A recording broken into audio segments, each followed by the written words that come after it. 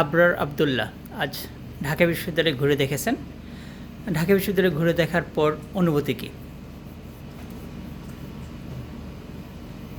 ঢাকা বিশ্ববিদ্যালয়ে আসার পরে আমি ঢাকা বিশ্ববিদ্যালয়ে ঢোকার পরে আমি আমাদের মাদ্রাসার পরিবেশের সাথে একটা বিশ্ববিদ্যালয়ের পরিবেশগুলো তুলনা করছি। তখন আমাদের মাদ্রাসার যে মনে করেন মানে সুযোগ সুবিধা, লাইব্রেরি, একটা বিশ্ববিদ্যালয়ে যে জিনিসগুলো থাকা দরকার এর যে একটা অভাব, এই জিনিসটা আমি ভালোভাবে বুঝতে পারছি। মানে একটা ভার্সিটিতে বড় বড় লাইব্রেরি আছে এবং শারীরিক চর্চার জন্য, খেলাধুলা করার জন্য বড় বড় মাঠ, পরে এই যে খাওয়ার জন্য বিভিন্ন ক্যান্টিন, মানে খোলামেলা জায়গা। এখানে আসার পরে মানে নিজের কাছে অনেক ভালো লাগতেছে, মনটা একটু প্রশস্ত মনে হইতেছে। আর যখন মাদ্রাসায় থাকি, মাদ্রাসাগুলো দেখি, মানে একদম মনটা কেমন জানি মাদ্রাসার সংকীর্ণতার সাথে মনটা কেমন জানি সংকীর্ণ হয়ে যায়। আচ্ছা, আপনি তো লাইব্রেরি দেখেছেন না? জি। কেমন লাইব্রেরিগুলি দেখে কেমন মনে হয়েছে? ওখানে কি কেমন বই আছে? তারপরে ধর্মীয় বই কি আছে কি না? আমরা সাধারণত মনে করি তো মানে ভার্সিটি মানে একটা ইসলাম বিদ্বেষী একটা জায়গা। আপনাকে কি মনে হলো মসজিদগুলোতে আপনি যখন গিয়েছেন? সেখানে কি কেমন দেখলেন? লাইব্রেরিতে কেমন দেখলেন? আচ্ছা, আমি যখন আজকে যে ঢাকা সেন্ট্রাল লাইব্রেরিতে ঘুরতে গেলাম, ভিতরে যাওয়ার পরে মানে আমার পরিবেশটা ধারণার বাইরে ছিল, মানে এত ভয়। আবার ভিতরে যখন ইসলামিক বইগুলো দেখলাম, যে ঢাকা বিশ্ববিদ্যালয়ের লাইব্রেরিতে যে পরিমাণ ইসলামিক বই আছে, মানে আমাদের খুব কম সংখ্যক মাদ্রাসায় এই পরিমাণ ইসলামিক বই আছে। আর লাইব্রেরিতে যাওয়ার পরে তো আমার মনে চাইতেছে এখানে আমি 1 বছর থেকে শুধু পড়ি বিভিন্ন বিষয় নিয়ে।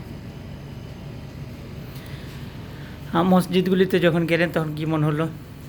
মসজিদে যাওয়ার পরে কিছুটা মানে ব্যথিত হয়েছি, কারণ এত বড় বিশ্ববিদ্যালয়, অনেকগুলো মসজিদ আছে, কিন্তু মসজিদগুলিতে মুসলিমের সংখ্যা একদমই কম।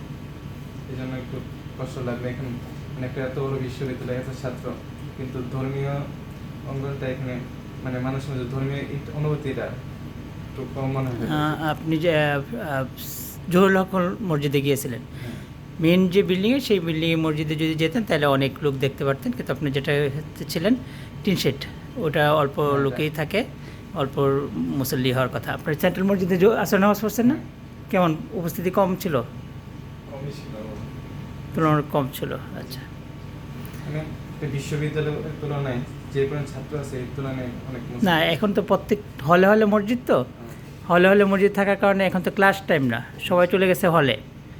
এখন ওরা তো হল থেকে এসে এখানে নামাজ পড়বে না, হলেই তো মসজিদ আছে। সেটাকে সেটা জানা ছিল না যে হ্যাঁ প্রত্যেক হলের পাশে মসজিদ। হ্যাঁ, মাগরিবের সময় প্রচুর লোক হয়, বাইরের মুসল্লি থাকে। জোহরের সময় মাশাআল্লাহ ভালো হয়। জি, তো ভালো থাকবেন। আল্লাহ তাআলা মাদ্রাসার যে দাওরা হাদিস সেটাকে ভালোভাবে পড়ার তৌফিক দান করুক, এবং ইফতার পড়বেন, তাখাসুস পড়বেন, পড়ার পরে ঢাকা বিশ্ববিদ্যালয় বা আল আজহার বা মদিনা বিশ্ববিদ্যালয় অথবা আরও অক্সফোর্ড আছে বা ক্যামব্রিজ আছে, যে কোনো জায়গায় পড়ার জন্য অনেক জায়গায় আমরা যেতে পারি, যাওয়া যেতে পারে। আমরা আগে ধর্মীয় শিক্ষাটাকে শিখে নেব, তারপরে অন্যান্য শিক্ষার জন্য চেষ্টা করব। আল্লাহ তাআলা তৌফিক দান করুক।